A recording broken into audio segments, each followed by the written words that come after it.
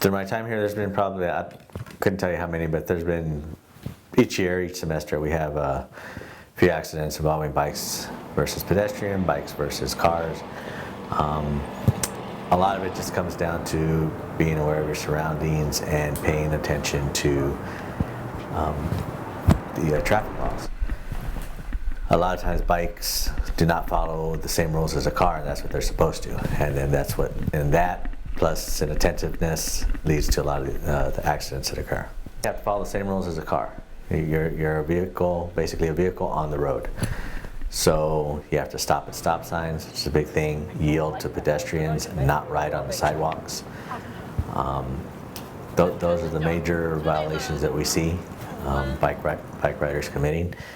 If I was driving in my car and I did that, people will call and, complain, or, if an officer saw me, they would stop me. Kind of the same thing, because they have to follow the same rules of the road. The first thing we tell them during orientation is you have about 60,000 people a day on campus. Students, employees, people visiting campus. And they use all types of means of transportation. You have the streetcar, cars, you have the cat trams running through the university, bicyclists, skateboarders, and now the new little hoverboards that people are riding around.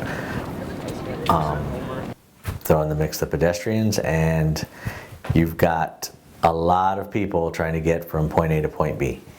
And sometimes time is short. You only have 10 minutes between classes, and you're going from a class way out on, let's say, near Cherry University, and you need to get all the way north to a building off of Helen or something. So being aware of just all the different people around campus trying to travel, listening to your music or your headphones at a low volume so that you can hear what's going on. You can hear the sirens, you can hear people honking or yelling, someone approaching you, and then just keeping your head on a swivel, paying attention to what's happening around you, who's coming your way, who's going away from you. My name is Florence De Ochoa. I work at Parking and Transportation as a Marketing and Public Information Manager at the U of A. We kind of provide students a whole gamut of options that they can use to get around campus, including bicycling and the importance of bike safety. All of our brochures that we do pass out do have some safety tips included, as well as a map of the 4 miles of bikeways that we do have on campus. We provide some general feedback and some general knowledge about bike safety around campus, as well as sharing how to bike on certain bikeways, how to distinguish what's a bike path versus a pedestrian-only zone. Absolutely, even though the law says you don't have to wear a helmet, when you're 18 or over, always wear a helmet. Definitely you want to protect your noggin. Another thing that we recommend to stay safe while biking is to use hand signals.